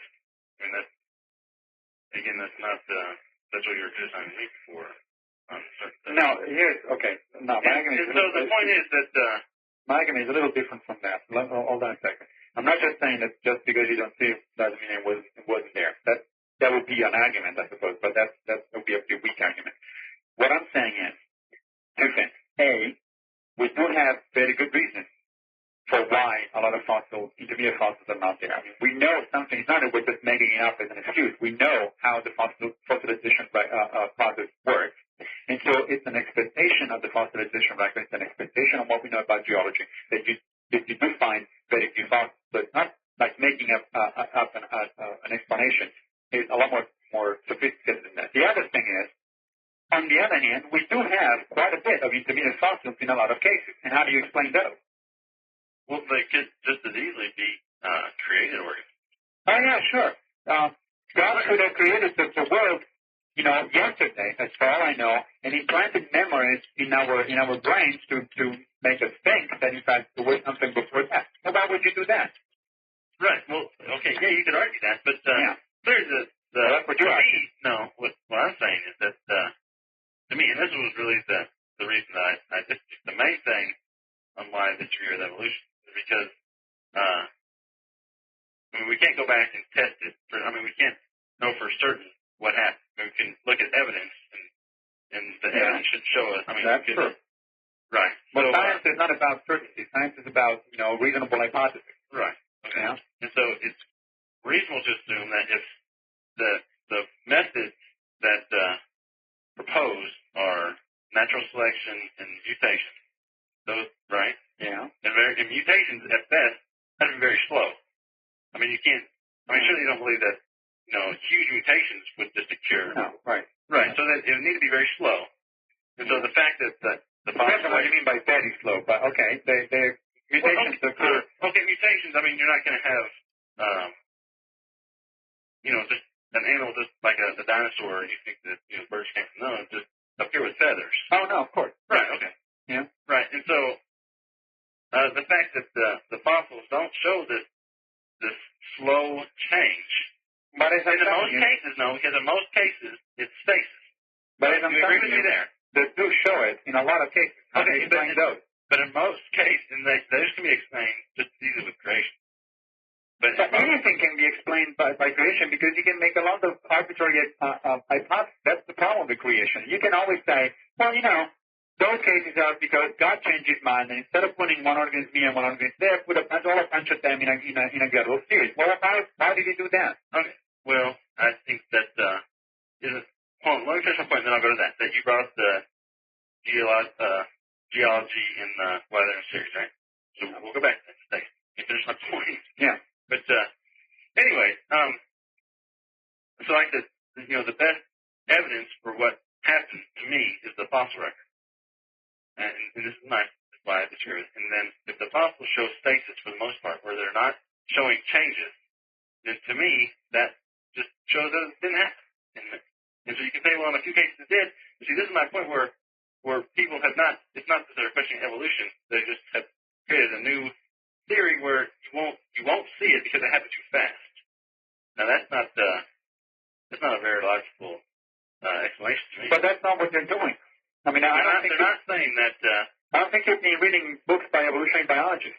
Can you tell me a book by an evolutionary biologist that says that what you just said? Well, I read an article in Science World by Gould, and he basically said that that it was, and he said, like you said, that relatively fast is a million years or so.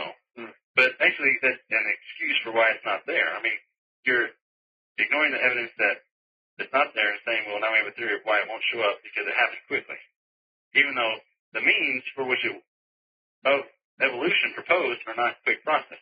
Means are mutations and natural selection. Yeah, but as I said before, mutation and natural selection can do a heck of a lot over hundreds of thousands of years. And that's fast from a geological perspective. Right, and if we have fossils of all these different places, before and then after, you think you'd have them in between, but you don't. But you do. But you do, yes. Plenty of examples. How do you explain those? You don't really have. I just disagree with that. The queens. That's fine. You can disagree, but if you pick up any textbook in paleontology, they can show you plenty of gradual changes in a lot of different organisms. Well, in some, but I those were actually, David, a lot of those volumes of information is very hard to get your hands on.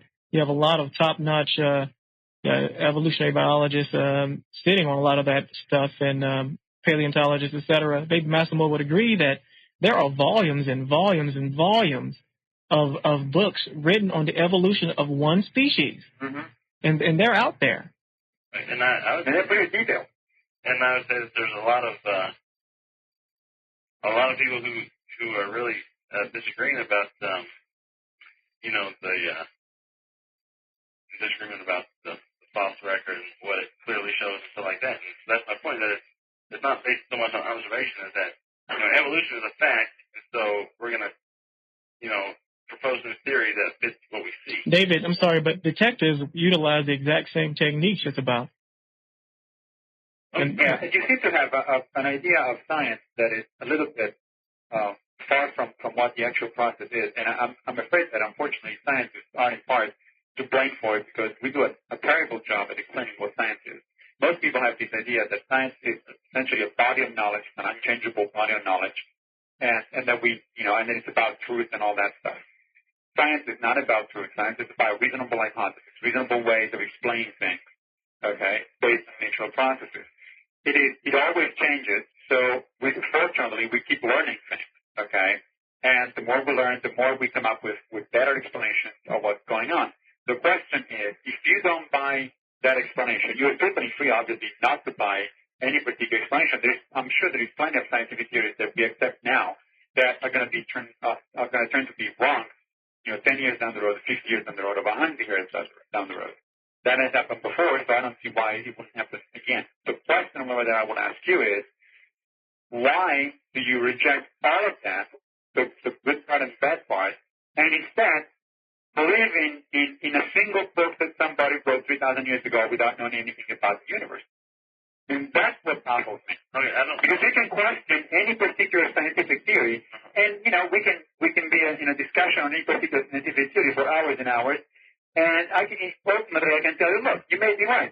That theory may be wrong. One of these days may turn out to be wrong. But what makes you think that you are right in pursuing the position that you're pursuing? Forget other people being wrong.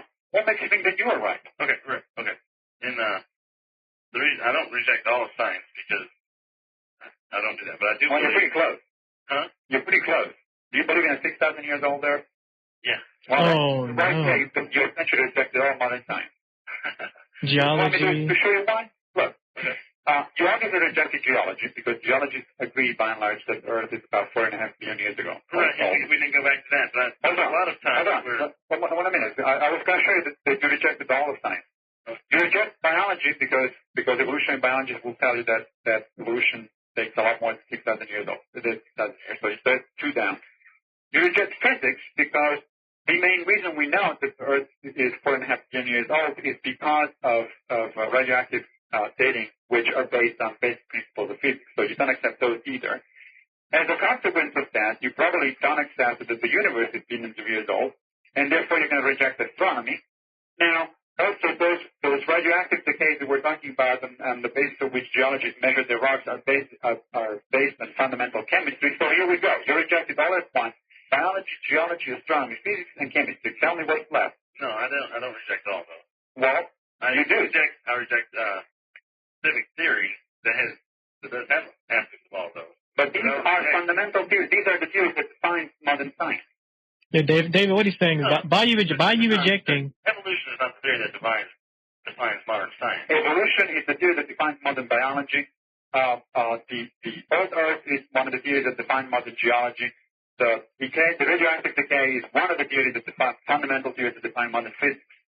Mm-hmm. So if you reject all 3 of those, you reject essentially all of modern science. I disagree. I think that there's a lot of, okay. I think there's a lot of things that you can present that's not. You don't have to accept evolution to agree with those. I'm not just talking about evolution. I'm talking also about the age of the Earth. I'm talking about radioactive decay and all these other things. That's not just evolution. Evolution has got only to do with changes in living organisms. Excuse me, gentlemen. I must interject. I see your point, David. I also see your point too, Mr. Pigliucci. In essence, I believe what you're saying is that if, David, you adhere to the idea that the Earth is only 6,000 years old, you're actually forced into having to actually reject all of the sciences. And that's exactly what Massimo was talking about. Because of that concept of that the Earth is only 6,000 years old, it ties into everything that we've learned already. And by you believing that, you've negated the scientific findings of all the different sciences as it relates to just science, simple science. But what I'd like to do is go ahead and we're going to wrap this up now. I would like to go ahead and have some closing arguments here. I want David, I want you to go ahead and just speak your mind. Don't preach, but I know you won't. You've been doing a good job so far. Just speak your mind. Dr. Pigliucci, please don't interrupt. Let him go ahead and say what he has to say. If you have any rebuttals, just take a few notes, and then we're going to end the show after that. Okay. I won't preach, but I want to close my arguments then with what I think is, if this accepts what I think is more accurate picture of God, and then and say that's why I disagree with him, if that's okay. Or actually the overview of the Bible, and that and say that your idea of God doesn't coincide with this, which is why that you reject them as opposed to does that make sense? Yeah, go ahead. Okay. The Bible that God created universe, all powerful, loving but just God that created the universe. A man did rebel, and so that's the very first part of the Bible. The rest of the Bible is God attempts to restore a relationship back to God. David, I'm sorry, but we already know this. We know this story. Is this going to lead somewhere, David? I'm not trying to be rude, but we all know this story. Well, okay, well then. We all know this. Most of us are born and raised in the church. Many of my listeners have been born and raised in the church. So, what is your point, please? Okay, my point is that you have this idea that because God will judge people and bring justice to those who are rebellious against Him, that He's not loving. I guess that's my point. And we're actually His whole thing He was doing with Jesus and with the Israelites was an attempt to bring back a relationship with Him. So that was okay. I think that you have people have some misunderstanding about that, and therefore they reject God because they think that. Or your version of God, basically. Okay, yeah, you can say that, but just like you said with Darwin, that his daughter died, so he couldn't accept God on those facts. But the fact is that we live in a cursed world. I mean, that's presented in the Bible, and He doesn't always intervene because He's not a genie one. And that when people, when it wasn't a cursed world, people live just increasing, live a lot longer, and we're increasing the people. And so, David, I'm sorry, David. He intervened all the time in the Bible. What are you talking about? He didn't intervene all the time in the Bible. What? He hardened Pharaoh's heart. He caused plagues. What are you talking about? Well, I'm talking about. He receded waters. I mean, what? Okay, he made the sun stand still. There's about 300 documented, or there's about 300 miracles in the Bible, and that's a lot. Well, over 6,000 years, or no, the Bible wasn't written over 6,000 years. Okay, you say over 2,000 years. More like 100,000. More like really what, 15,000? Well, according to the Bible, it's about 2,000 or 3,000 years from. You saying the Bible was only written in that amount of time? Is that what you're saying? From Jesus back to okay. Abraham. Mm-hmm. Oh, okay, I got you. Okay. Well, the story is much older than that, but go ahead. Okay, but so 300 documented miracles in 3,000 years is not a whole lot. So that's true. Right. So the story is not of God always intervening, but of like you said, it's not having a whole lot. And when He did intervene, most often the people would reject that. Well, of course, I would reject a worldly flood too. But anyway, I'm sorry. Go ahead. Keep. Are you wrapping this up now, David? Are you going to wrap this up? And that was basically it. I guess that just have.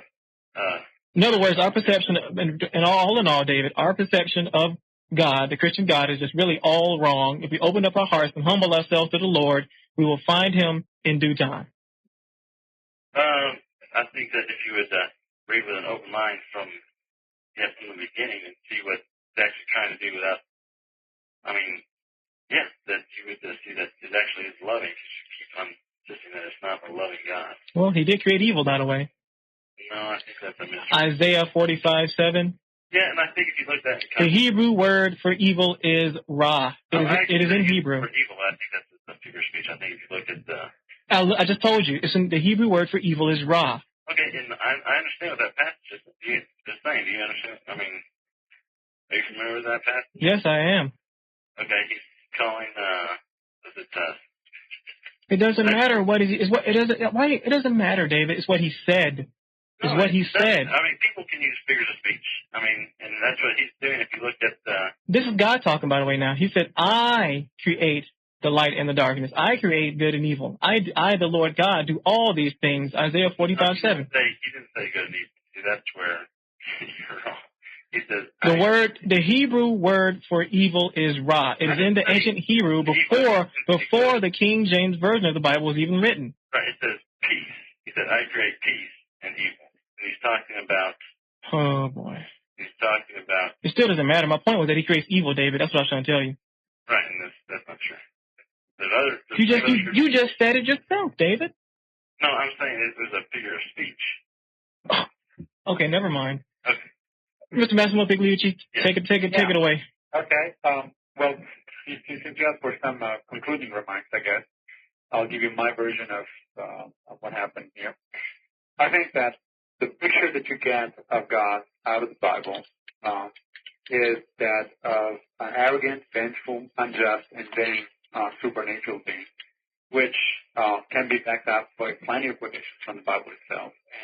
And that's the picture that I don't like. If that kind of supernatural being exists, I wouldn't be particularly proud of being associated with him. The Bible is a book, however, and it's a book written, as I said, long ago, but people really have very little understanding of the natural world. I don't see any reason whatsoever for believing in that book as opposed to anybody else's book. And there are plenty of other books. Some of them are similar to the Bible. Some of them even have the same story. The flood story, for example, was not invented by the Bible. It was forced from the Babylonians. And all these books say pretty much unbelievable things with essentially no evidence. And so I don't see why is it that anybody would go with one book as opposed to the other. It seems to me that the Christian position in general, the fundamentalist Christian position in general, is essentially, and quite surprisingly, intellectually arrogant. They accuse scientists of being intellectually arrogant, but scientists are the ones that say that we could be wrong. Just show me what is it that we're wrong exactly, and then we'll discuss it. On the other hand, the position that we heard tonight is that everybody else is wrong essentially by definition. If you don't believe what's in the Bible, that's because you're blinded by faith in something else. That's because you don't understand it. Even other people that believe in the Bible apparently don't actually understand it if they have any opinion that is different from a particular version of it. My suggestion, therefore, in the end would be, I enjoyed this debate. I enjoyed this conversation. I everybody who was listening or who would read the transcript in the future or listen to the transcript, just keep reading both sides, keep thinking about both sides. These are important questions, and it seems to me that we agreed at least tonight with David that there are some major things that we should think about because he didn't have a good answer, and maybe you can think about it for some time and then come back and we can resume the discussion to the point. Hear, hear. Okay, and I just want I will say one more thing that I just want to thank you for letting me come on the show. No problem. I do enjoyed it. That was great. I enjoyed having you on. You made quite an interesting show, David. And okay, and I also thank you for being the general stability of it. I think that was good. So thanks for that. Okay, no problem. I'm not going to make that claim. I was going to say the majority of thinkers are quite like that if you get to know them, but who knows? Well, I thank Massimo Pigliucci and the listeners and David Chappie for coming on board and coming to the show this evening. As you see, this is a special 2-hour show. It wasn't meant to be, but hey, we had a great time. I hope to have you all back on maybe in the future sometime. And for the listeners, listen to the archives. Stay tuned tomorrow. I should have interesting guests on tomorrow. Come back and check out the audio show page, and we'll go from there. Have a nice evening.